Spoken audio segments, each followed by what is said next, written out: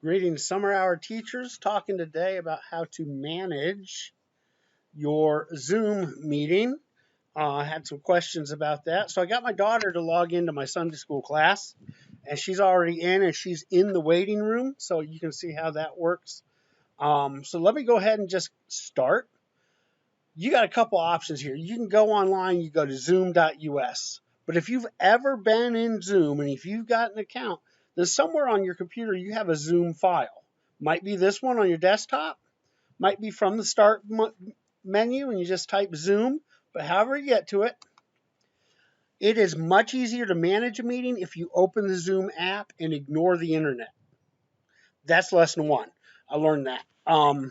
So the first thing I want to do is I'm going to go ahead and I'm going to start my meeting with share screen, and I'm going to check share computer sounds. This has been a problem. It took me a while to figure it out.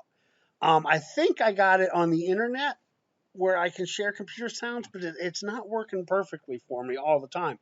This way does. So if I open the Zoom app, I didn't go to the internet, I went to the Zoom app, and I start the meeting by share screen, share computer sounds.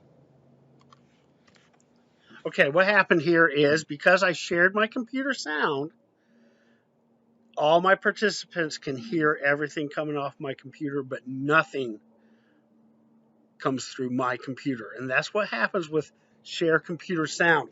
You lose the sound, but everybody else in your meeting gets it. So if you're playing a video, they'll all be able to hear it. You won't be able to. All right, so what I had to do then, I had to back up and I had to copy my share code and paste it in to start the meeting. So there's a slight delay there.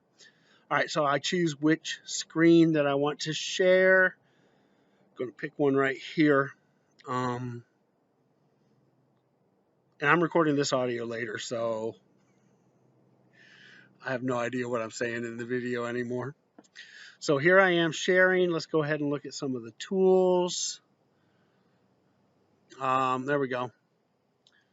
So we got the audio tools right here on the left, and you can change the settings there. There's the video tool.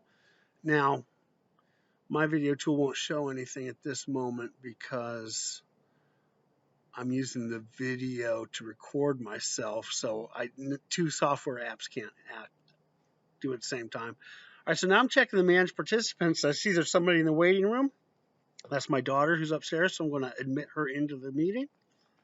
And boom, she's there, and you'll notice that her video is muted. And I'm going to come down here, and I'm going to go ahead in just a second. There he is, and mute all participants. So now what happens is when they join, they will all be muted automatically. All right, and I can get back to the screen in just a minute. I think I'm going to go up there. I'm just rambling now. I'm not saying anything important. It's just yap, yap, yap. All right, so I'll close the window. I'm going to show you that if I go back to manage participants, I can get those same tools again. So I can see who's in there, and I can do the meeting, etc. And I've got other options there, which I can't read on my screen right now. So I'm just going to have to rely on you to read those. I don't have my glasses on, and the screen is tiny in the software editor. All right, there's some security tools, settings like locking meetings, removing participants who are getting squirrely. You can do some stuff in there. Remote control, you can turn over the remote control to somebody else, theoretically. I've never tried it. But if you got somebody else who needs to share screen, I think that's where you're going to go to get that. Here's where you're going to go to record. You're going to go to end the meeting, disable participant annotation. You can read as well as I can. There's some other options in there. Go play with those. Go check out, see what all of them do.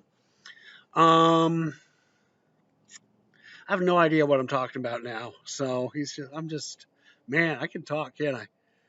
All right, here we go. We're talking about sharing computer sound.